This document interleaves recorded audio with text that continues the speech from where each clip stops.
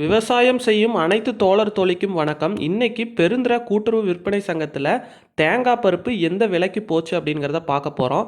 நாள் 13/7/2024 நேற்று சனிக்கிழமை நடந்த ஏலத்தை பற்றி இன்றைக்கி பார்க்க போகிறோம். முதல் தரம் பருப்பு அதாவது அன்சல்ஃபர் பருப்பு வந்து 97 ரூபாயிலேருந்து 89.15 பைசாக்கு போயிருக்குது. அதாவது அதிகபட்சமாக 97 ரூபாய்க்கும் குறைந்தபட்ச விலையை 89 ரூபா 15 பைசாக்கும் போயிருக்குது. இப்போது நம்ம சல்ஃபர் பருப்பை பற்றி பார்க்க போகிறோம். சல்ஃபர் பருப்பு அதிகபட்ச விலையா 96 ரூபா 5 பைசாக்கு போயிருக்குது. குறைந்த விலை வந்து 85 ரூபா 39 பைசாக்கு போயிருக்குது. இதோட சராசரி ஆவரேஜ் ரேட் என்னன்னு பார்த்தீங்கன்னா 94 ரூபா 65 பைசாக்கு போயிருக்குது. இப்போ நாம் இரண்டாம் தரம் பருப்பு பார்க்க போகிறோம். இரண்டாம் தர பருப்பு வந்து பார்த்தீங்கன்னா அதிகபட்சமாக 93 ரூபா 69 பைசாக்கு போயிருக்கு. குறைந்தபட்ச விலை வந்து 40 ரூபாய்க்கு போயிருக்கு.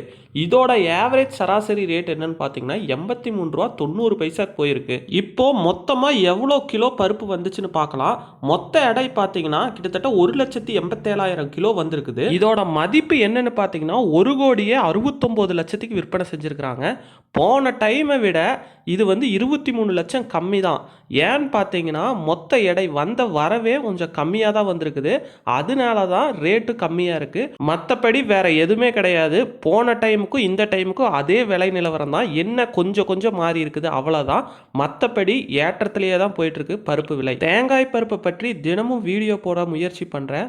மறக்காமல் சப்ஸ்கிரைப் பண்ணி வச்சுக்கோங்க. அங்கே ஆளுன்னு ஒரு ஆப்ஷன் இருக்கும், அதையும் போட்டு வச்சுக்கோங்க. அப்போ தான் நோட்டிஃபிகேஷன் வந்தால் உங்களுக்கு உடனே தெரியப்படுத்தும்.